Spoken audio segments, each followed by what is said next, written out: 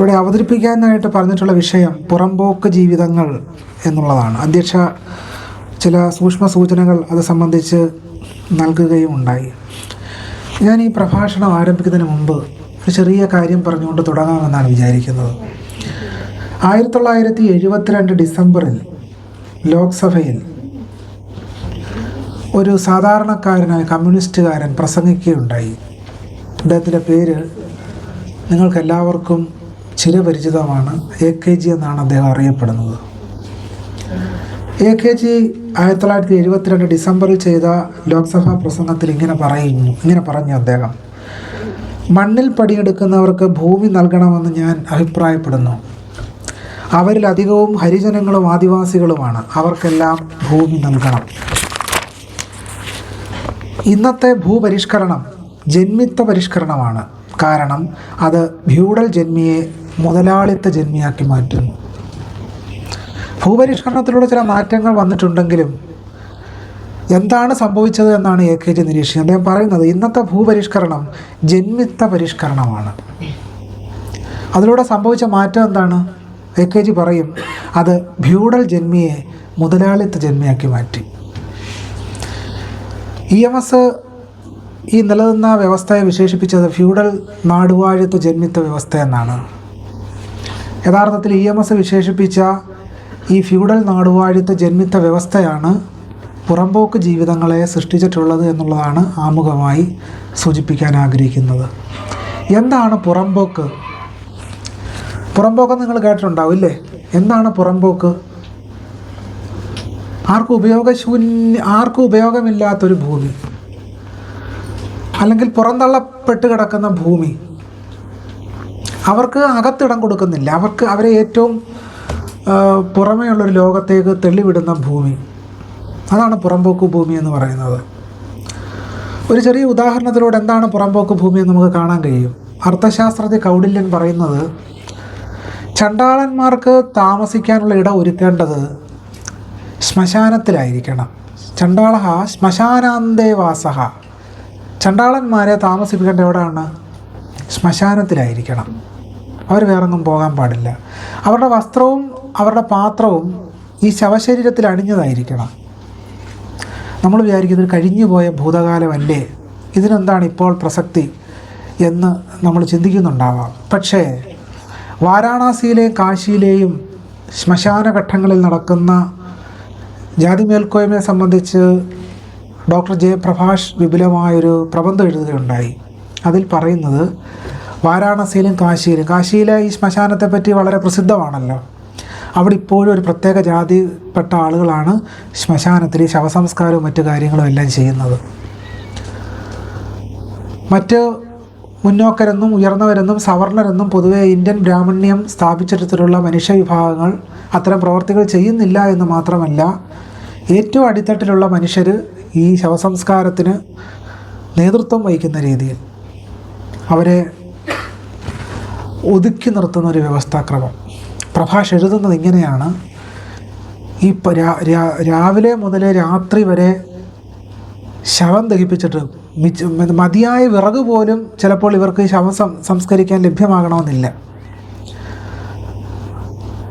പ്രഭാഷ് എഴുതുന്നൊരു കാര്യം, ഈ ദഹിപ്പിക്കുന്ന സമയത്ത് അതിൽ നിന്നുള്ള അവശിഷ്ടങ്ങളൊക്കെ തങ്ങളുടെ ശരീരത്തിലേക്ക് വന്ന് പതിച്ചിട്ട് ആ മൃതദേഹ അവശിഷ്ടങ്ങളുമായി, ശരീരത്തിൽ പറ്റിയ മൃതദേഹ അവശിഷ്ടങ്ങളുമായി രാത്രിയിൽ വീട്ടിൽ ചെന്ന് ആഹാരം കഴിക്കാനിരിക്കുന്ന ഒരു മനുഷ്യൻ്റെ ദുർഗതിയെപ്പറ്റി പ്രഭാഷ് എഴുതുന്നുണ്ട്.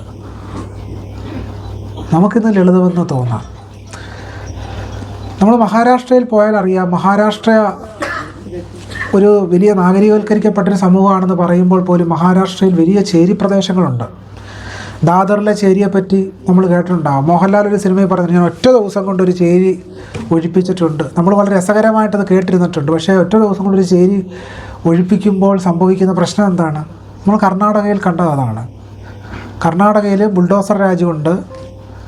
ബുൾഡോസർ കൊണ്ടുവന്ന് മുസ്ലിങ്ങളും ദളിതരും ഒക്കെ കഴിയുന്ന ഒരു പ്രദേശം ഒറ്റ രാത്രി കൊണ്ട് ഒഴിപ്പിക്കുന്ന രംഗം നമ്മൾ കാണുന്നത് 2025. അതൊരു പഴയ കാലമല്ല, നമ്മൾ ജീവിക്കുന്ന കാലത്താണിത് സംഭവിച്ചുകൊണ്ടിരിക്കുന്നത്. ഉത്തരേന്ത്യയിൽ ഇതൊരു പ്രധാനപ്പെട്ട ഒരു വിഷയം പോലും അല്ലാത്ത രീതിയിൽ ബുൾഡോസർ രാജ് ഇങ്ങനെ അരങ്ങു വാഴുകയാണ്. JCB നിങ്ങളെല്ലാവരും കണ്ടിട്ടുണ്ടല്ലോ അല്ലേ? അത് കൊണ്ടുവന്ന് ബുൾഡോസർ കൊണ്ടുവന്ന് ഈ സാധാരണക്കാരായ മുസ്ലിങ്ങളും ആദിവാസികളും ദളിതരും അധിവസിക്കുന്ന പ്രദേശങ്ങൾ മുഴുവനായി ബുൾഡോസർ കൊണ്ട് തകർത്ത് തരിപ്പണമാക്കുന്ന രീതിയിലുള്ള ഒരു വ്യവസ്ഥാക്രമം നമ്മുടെ രാജ്യത്ത് നിലനിൽക്കുന്നു എന്നുള്ളതാണ്. ഇവിടെ AKG പറഞ്ഞൊരു പ്രധാനപ്പെട്ട വിഷയം അദ്ദേഹം പറഞ്ഞത് വീണ്ടും ഒന്നും കൂടി ഉദ്ധരിക്കേണ്ടി വരും. ഇന്നത്തെ ഭൂപരിഷ്കരണം ജന്മിത്ത പരിഷ്കരണമാണ്, അത് ഫ്യൂഡൽ ജന്മിയെ മുതലാളിത്ത ജന്മിയാക്കി എന്നാണ് AKG പറയുന്നത്. ഭൂപരിഷ്കരണം വന്നു കേരളത്തിൽ. ഭൂപരിഷ്കരണത്തിലൂടെ ആർക്കാണ് ഭൂമി കിട്ടിയത്? സാമ്പത്തിക ശാസ്ത്രജ്ഞനായ പ്രൊഫസർ M. കുഞ്ഞാമൻ അദ്ദേഹത്തിൻ്റെ കേരളത്തിൻ്റെ വികസന പ്രതിസന്ധി എന്ന് പറയുന്നൊരു സുപ്രധാനമായ പുസ്തകമുണ്ട്. ആ പുസ്തകത്തിൽ പ്രൊഫസർ M. കുഞ്ഞാമൻ എഴുതുന്നത് ഭൂപരിഷ്കരണത്തിലൂടെ ഭൂമി കിട്ടിയത് ആർക്കാണ്? അത് കൃഷി ചെയ്തിരുന്ന ദളിതർക്കോ ആദിവാസികൾക്കോ അല്ല. ആദിവാസികളെ നമുക്ക് ഒഴിച്ചു നിർത്താം, അത് വേറൊരു വിഷയമായതുകൊണ്ട്. കാരണം അവർക്ക് വനാവകാശ നിയമത്തിലൂടെ അല്ലാതെയൊക്കെ ഭൂമി കിട്ടാൻ ഒരു സാധ്യതയുണ്ട്. പക്ഷേ സാധ്യത ഉണ്ടെന്ന് പറയുമ്പോൾ പോലും മുത്തങ്ങ സമരവും ആദിവാസികളുടെ നേതൃത്വത്തിൽ നടന്ന സമരങ്ങളെല്ലാം കണ്ടുള്ള സൂക്ഷ്മമായിട്ട് പരിശോധിക്കുമ്പോൾ മാറി മാറി വന്ന അധികാര ഭരണകൂടങ്ങൾ എങ്ങനെയാണ് ആദിവാസികളെ പരിഗണിച്ചത് എന്ന് ആലോചിച്ച് നോക്കുമ്പോൾ നമ്മുടെ തല പൊട്ടിപ്പോവും.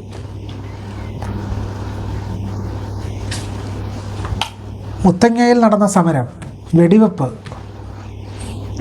CK ജാനുവിൻ്റെ ജീവിതത്തെയും സമരത്തെയും പ്രമേയമാക്കി പുറത്തു വന്ന സിനിമ നായാട്ടെന്ന് പറഞ്ഞ സിനിമ കാണുമ്പോഴെങ്കിലും അതിൻ്റെ ഒരു ചെറിയ ചിത്രമെങ്കിലും നമുക്ക് കിട്ടും.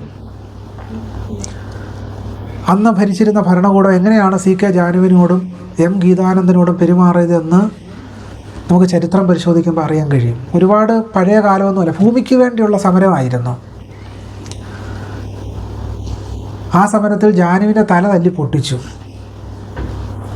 അത്ര ക്രൂരമായിട്ടാണ് ജാനുവിൻ്റെ നേർക്ക് ഭരണകൂടം അക്രമം അഴിച്ചുവിട്ടത്.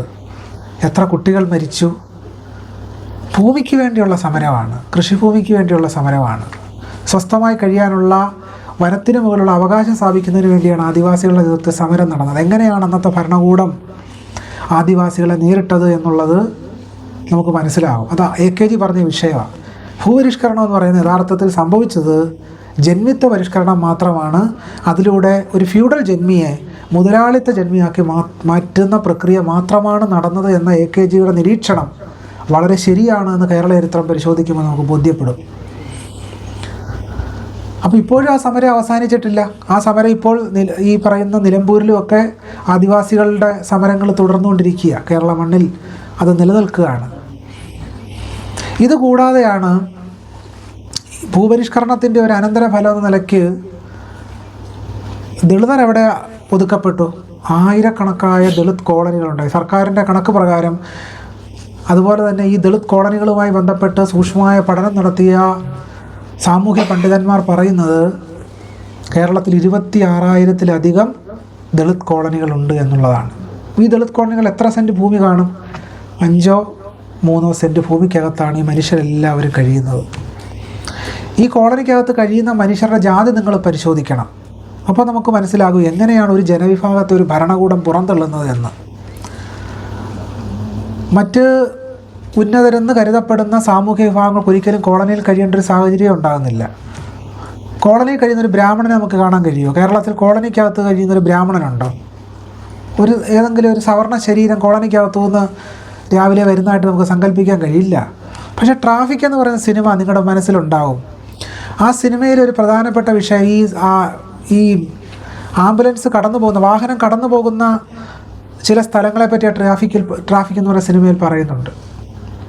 അതിൽ സൂചിപ്പിക്കുന്ന ഒരു പ്രത്യേക കോളനിയിലൂടെ കടന്നു പോകുമ്പോൾ വളരെ സൂക്ഷിക്കണം, ആ പ്രദേശത്തെല്ലാം അപകടകാരികളാണെന്നാണ് ട്രാഫിക് എന്ന് പറയുന്ന സിനിമയിൽ പറയുന്നത്.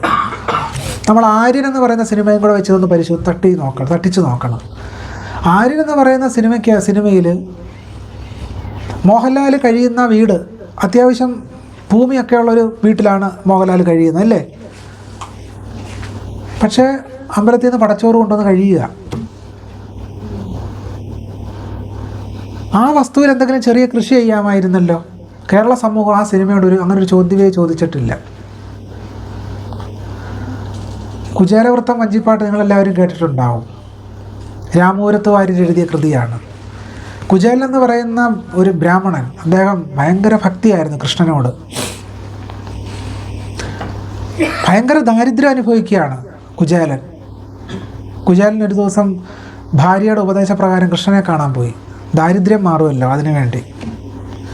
എവിടുന്നേക്കോ ഭിക്ഷ യാചിച്ച് ഒരു പിടി അവരുമായിട്ട് കുചേലൻ കൃഷ്ണനെ കാണാൻ പോവുക. രാമപുരത്തുകാർ എഴുതുന്നുണ്ട്, അഴിമകൾ ഒരുമിച്ചൊരു കട്ടിലിന്മേലന്നേരം 7-ാം മാളിക മുകളിലിരുന്നരുളും 7-2 ഉലകുവാഴിയായ തമ്പുരാനത്രയും താഴത്തൻ്റെ വയസ്യനെ ദൂരത്ത് കണ്ടു. കുചേലനെ കാണുന്ന രംഗം വർണ്ണിക്കുക. കണ്ടാൽ എത്ര കഷ്ടം, എത്രയും മുഷിഞ്ഞ ജീർണ വസ്ത്രം കൊണ്ടു തറ്റുടുത്തിട്ട് ഉത്തരീയവും ഇട്ടു. എന്താണ് കുചേലൻ്റെ വേഷം? ജീർണമായ വസ്ത്രം, ഉത്തരീയം ധരിച്ചിട്ടുണ്ട്. കൃഷ്ണനെ കാണാൻ വരിക. 10-16 മക്കളും ഉണ്ട് കേട്ടോ. ഈ ദാരിദ്ര്യവും സന്താനോൽപാദനവും തമ്മിലുള്ള സാമൂഹ്യശാസ്ത്ര ബന്ധത്തെപ്പറ്റി തൽക്കാലം ഞാൻ വിശദീകരിക്കാൻ ആഗ്രഹിക്കുന്നില്ല. അത് നിങ്ങളുടെ ചിന്തയ്ക്ക് വിട്ടിരിക്കുക, അതവിടെ ഇരിക്കട്ടെ. കൃഷ്ണൻ വളരെ പെട്ടെന്ന് കുചേലനെ അനുഗ്രഹിക്കുന്നു. തിരിച്ച് കുചേലൻ വീട്ടിലേക്ക് ചെല്ലുമ്പോൾ അദ്ദേഹം പണക്കാരനായി കാണപ്പെടുന്നു. പക്ഷേ കുചേലനോട് ഒരു സാമൂഹ്യശാസ്ത്ര ചോദ്യം കേരളം ഇതുവരെ ഉന്നയിച്ചില്ല. അത്യാവശ്യം വസ്തുവുള്ള ആളാണ് കുചേലൻ. ഒരു വാഴ നടാമായിരുന്നല്ലോ. ഒരു വാഴ നട്ടാൽ കുചേലൻ്റെ പ്രശ്നം പരിഹരിച്ചു. വാഴപ്പിണ്ടി തോരൻ വെക്കാം, വാഴപ്പിണ്ടി അച്ചാറുണ്ടാക്കാം, വാഴയ്ക്ക തോരൻ വെക്കാം, വാഴപ്പഴം പഴിപ്പിച്ച് കഴിക്കാം, വാഴക്കൊല വിറ്റാൽ അരി മേടിക്കാം. എന്തൊക്കെ സാധ്യതകളാണ്. പക്ഷേ ഈ സാധ്യതകളൊന്നും പരിശോധിക്കാതെ കുചേലൻ നേരെ ഡയറക്റ്റ് എൻട്രി അങ്ങോട്ട് കൃഷ്ണൻ്റെ അടുത്തേക്ക്. വേറെ ആരെയും കൃഷ്ണൻ അനുഗ്രഹിച്ച ചരിത്രവും നമ്മൾ പുരാണങ്ങളിൽ കാണുന്നുമില്ല. ഇങ്ങനൊരു പ്രശ്നം നമ്മുടെ ചരിത്രത്തിൽ കിടക്കുന്നുണ്ട്. ഈ കുചേലനിൽ നിന്ന് ആര്യനിലേക്കുള്ളൊരു നൂല് നമ്മളൊന്ന് കെട്ടി നോക്കണം, അപ്പോൾ മനസ്സിലാകും. ഇങ്ങനൊരു നൂല് കെട്ടി നോക്കുമ്പോഴാണ് എന്തുകൊണ്ടാണ് ആര്യൻ എന്ന് പറയുന്ന സിനിമയ്ക്കകത്ത് മോഹൻലാൽ ആ കഥാപാത്രം അനുഭവിക്കുന്ന ദാരിദ്ര്യം, ആ സിനിമ കണ്ട ആളുകൾ കരയുക, കണ്ണീർ വാർക്കുക. പക്ഷേ ആ സിനിമയോടൊരു ചോദ്യം ചോദിച്ചില്ല, എന്തുകൊണ്ട് ആ ഇല്ലത്തിൻ്റെ ഏതെങ്കിലും ഒരു സൈഡിൽ വെണ്ടയ്ക്കായെങ്കിലും നട്ടിരുന്നുവെങ്കിൽ ഉച്ചയ്ക്ക് വെണ്ടയ്ക്ക മെഴുക്കുവരട്ടിയെങ്കിലും കഴിക്കാം, അല്ലെങ്കിൽ രാവിലത്തെ ശാന്തിപ്പണി കഴിഞ്ഞിട്ട് മറ്റെന്തെങ്കിലും ജോലിക്ക് പോയിക്കൂടെ? അങ്ങനൊരു ചോദ്യവും കേരളം ചോദിച്ചില്ല. കാരണം ബ്രാഹ്മണരല്ലേ, അവർ അധ്വാനിക്കാൻ പാടില്ലല്ലോ, മേലിറങ്ങി പണിയെടുക്കാൻ പാടില്ല.